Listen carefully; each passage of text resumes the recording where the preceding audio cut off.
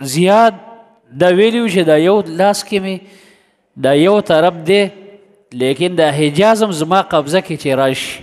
دا مدینه او مکه دا ځایونه دا مطالبه لرله د یزید نه و عبدالله بن عمر رضی الله عنه ته چا ویلې چې دا زیاد وایي چې دا یو لاس کې خو مې دا ځای دی خو دا بل لاس مې خالی دی چې دې طرف ته هم قبضه زما شي وی هغه لاس اوچت که عبدالله ابن عمر ویل الله مکفیني شمال زیاد یا الله د زیاد دا چپ لاس چې خالی دی دې نه موږ ته بچ کی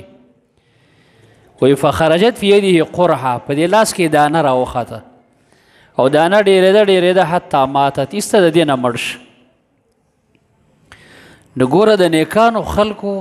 دعاګانې الله پاک قبلوي نو موږ ته بګې یو سبق دا دی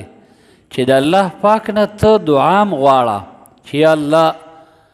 ما ته صحیح دین او صحیح هدایت را نصیب کړي که د الله نه دعا نه غواړي بې انسان ته الله نه نصیب کوي دې د وجې نه په مانځه کې ته وګوره په هر رکعت کې او په هر مانځه کې که فرض دی او که سنت دی او که نفل په یې کې موږ یو اهدنا الصراط المستقیم یا الله موږ ته صراط مستقیم را نصیب کړي بس یو ځل پکار دی چې سړي ویلې وي په دې دویم رکعت او بار بار یې ولې وایي وجه دا ده چې صراط مستقیم معنی ده په صحیح لاره د هدایت په صحیح حق په صحیح اسلام سړی روان شي او همیشه دې باندې روان یو مقصد ته ورسي نه دې خوا کوږ شي او نه دې خوا او دا ډېر لوی نعمت دی چې الله یې چاله ورکړي نو ځکه موږ ته الله وایي چې بار بار دا غواړه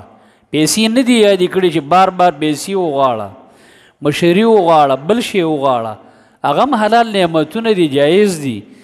لیکن دا لوی نعمت دی ځکه الله په دې ځای کې دا دعا موږ ته ښودلې نو د الله نه دعاګانې غواړه